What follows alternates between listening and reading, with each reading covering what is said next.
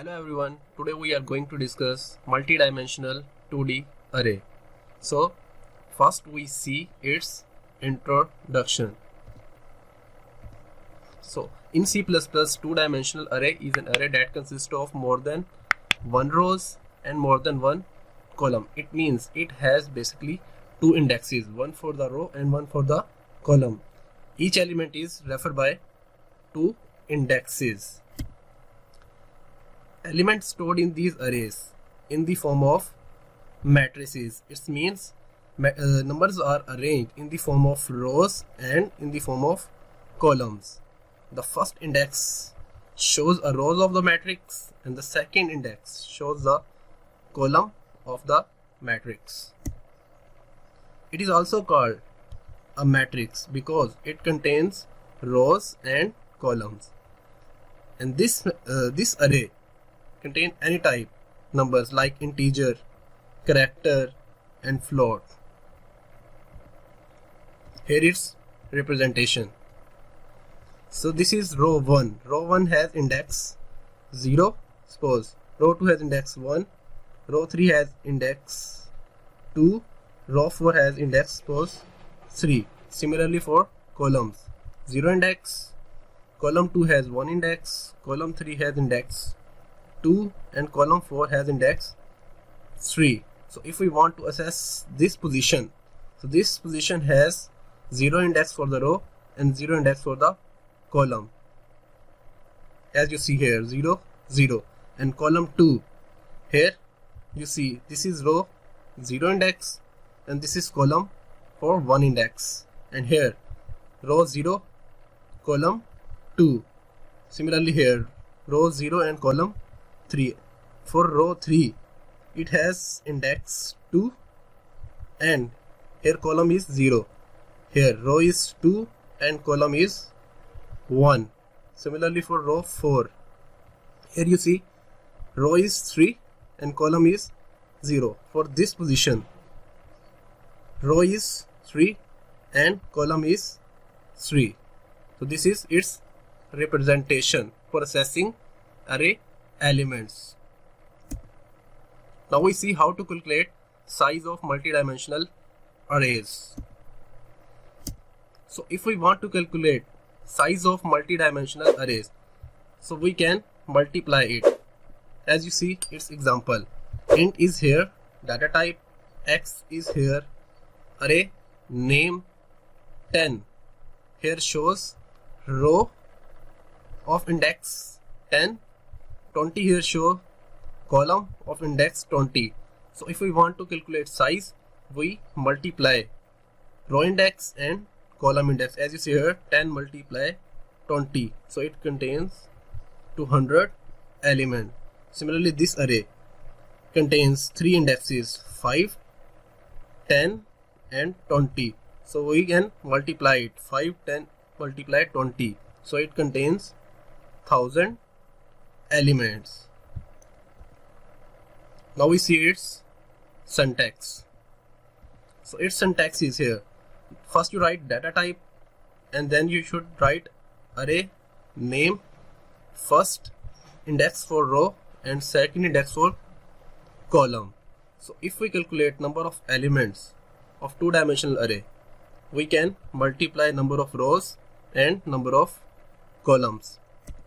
For example, int is here data type, a is array name and row index is 10, column index is 10. So 10 multiply 10, it contains 100 elements. For second example, it contains 5 for the row and 10 for the column, 50 elements. Third is character type, row index is 5 and column index is 50, so it contains 250 elements.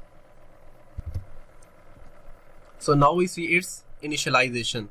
So its first method is that you can see int is here integer, data type, x is here array name and 3 is index which is for row and 4 is index which is for the column. If we multiply 3 and 4, so it makes 12. So it here you can write 12 elements in the curly braces. Now we see second method. 3, 4, 12 elements. So 3 index is basically used for row. So we use here 3 sets which contains 4 elements. So this type of initialization we use in the nested braces. As you can see here, we use nested braces here. So as you see, there are total 3 rows and 4 columns. So we should make 3 sets of 4 elements to initialize. Now we see how to assess elements of an array, 2D array.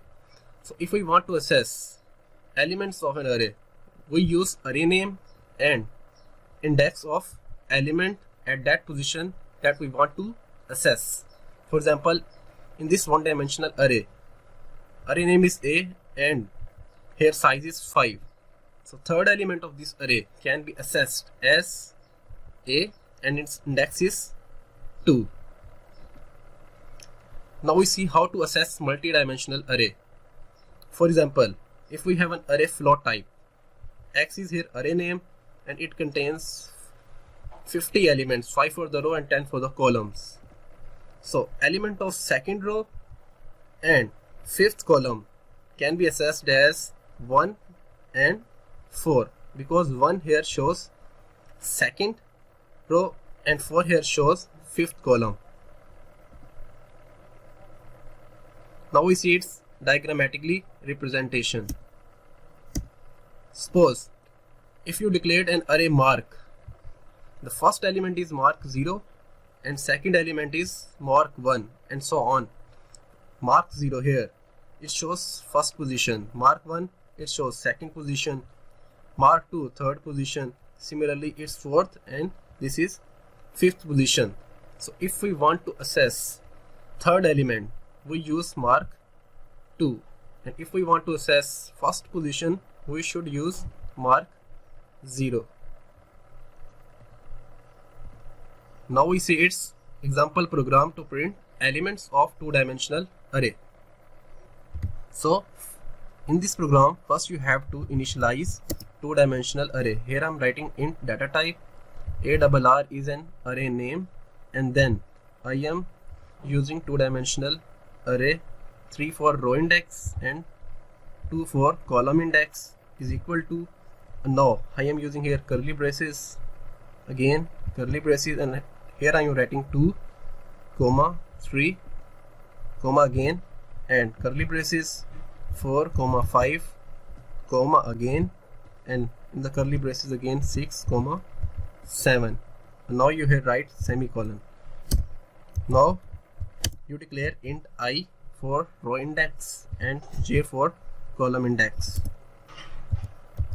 semicolon. Now here you use for loop for row index, I is equal to 0, semicolon, then I less than 3 because row index is 3, so our condition goes to 3, semicolon, I plus plus. And now you use inner loop for the column index.